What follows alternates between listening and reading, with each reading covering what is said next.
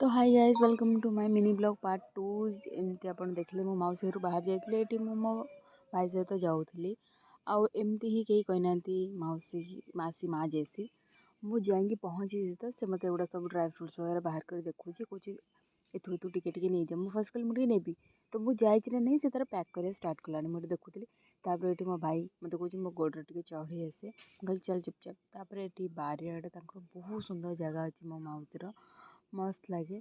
तापर से खियापिया कर पापड़ फापड़ खाई आम दीज आसीगलु ये मो भाई कहला कि गोटे मंदिर अच्छे राम मंदिर जावा कहीं से जानी मुझे हनुमान को माने तो से राम मंदिर बहुत सुंदर होता।